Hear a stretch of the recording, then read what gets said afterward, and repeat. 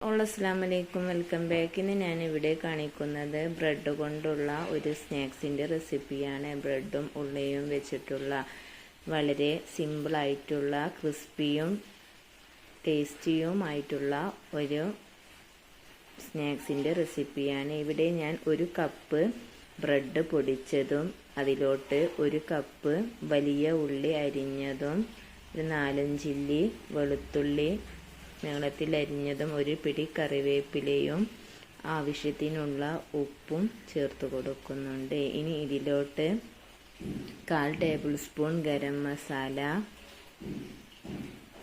1 tablespoon chicken masala,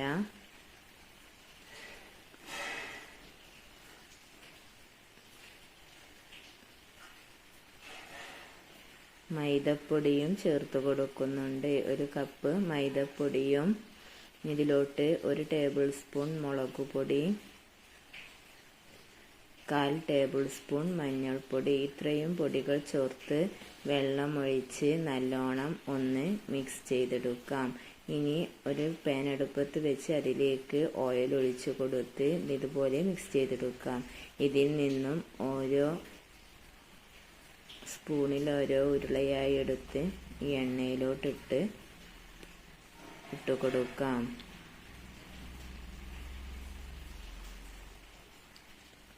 ഇത് വളരെ സ്പൈസിയും നല്ല ക്രിസ്പിയുമായിട്ടുള്ളതായിരിക്കും. നല്ല ടേസ്റ്റാണ് ഇത് കഴിക്കാൻ.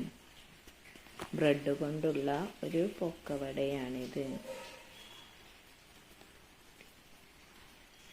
നല്ല തിളച്ച എണ്ണയിലോട്ട് വേണം ഇതിട്ട് കൊടുക്കാൻ.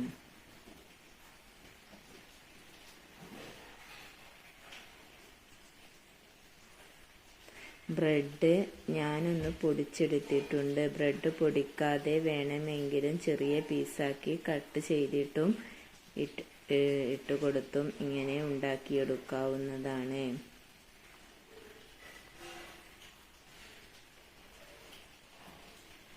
ഇനി ഇത് ഓരോ ഉരുളകളായിട്ട് ഈ എണ്ണയിലോട്ട് ഇട്ട് കൊടുക്കാം.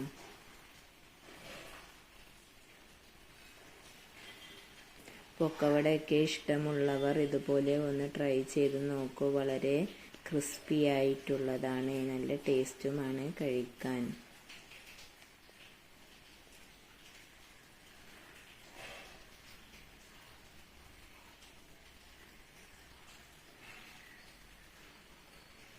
ഇതിൻ്റെ ഒരു സൈഡ് വെന്തു കഴിഞ്ഞാൽ മറിച്ചിട്ട് അടുത്ത സൈഡും വേവിച്ചെടുക്കാം.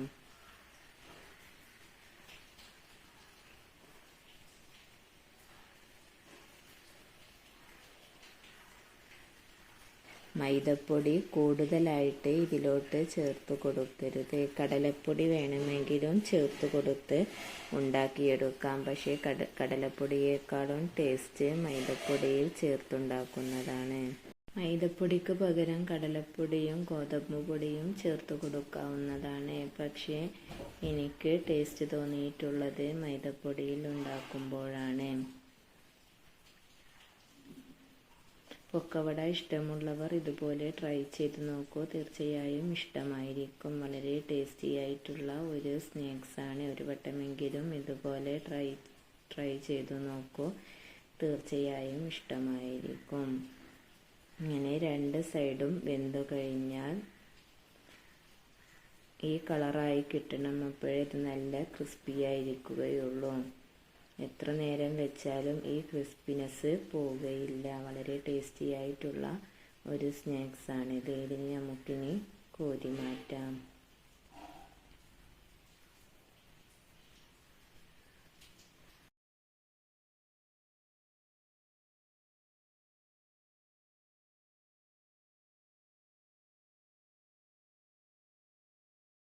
ഇനി ബാക്കിയുള്ളതും നമുക്ക് ഈ എണ്ണയിലിട്ട് ഫ്രൈ ചെയ്തെടുക്കാം.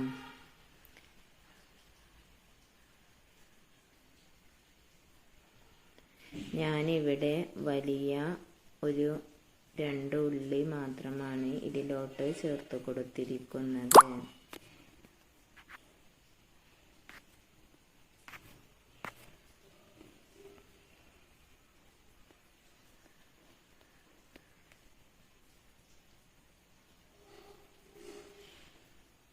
ബ്രെഡ് പൊടി വെച്ചും റസ്കിൻ്റെ പൊടി വെച്ചും ഇതുപോലെ ഉണ്ടാക്കിയെടുക്കാവുന്നതാണ്. ഇതേ ടേസ്റ്റ് തന്നെയായിരിക്കും റസ്ക് പൊടി ചേർത്തും ഉണ്ടാക്കുമ്പോഴും. ഇനി ഇതിൻ്റെ ഒരു സൈഡ് നല്ലോണം ബ്രൗൺ കളർ ആയിട്ടുണ്ട്. ഇനി അടുത്ത സൈഡും ഇതേപോലെ മറിച്ചിട്ട് വേവിച്ചെടുക്കാം.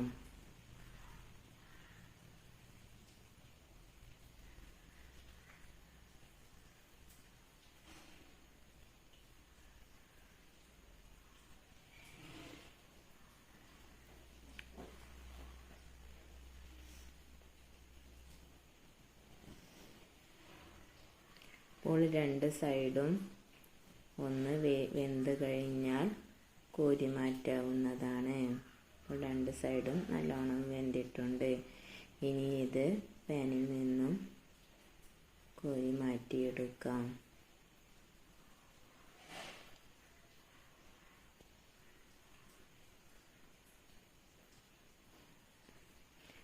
അങ്ങനെ വളരെ ടേസ്റ്റിയായിട്ടുള്ള ബ്രെഡ് കൊണ്ടുള്ള പൊക്കവട ഇവിടെ റെഡിയായി. ഇതുപോലെ ഒരു വട്ടമെങ്കിലും ട്രൈ ചെയ്തു നോക്കൂ.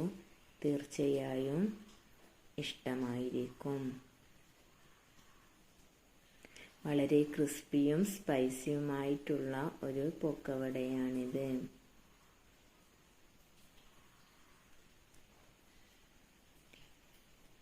വീഡിയോ ഇഷ്ടമായാൽ ലൈക്ക് ചെയ്യുക, ഷെയർ ചെയ്യുക, സബ്സ്ക്രൈബ് ചെയ്യുക. പുതിയൊരു വീഡിയോയുമായി വരുന്നത് വരെ അസ്സലാമു അലൈക്കും.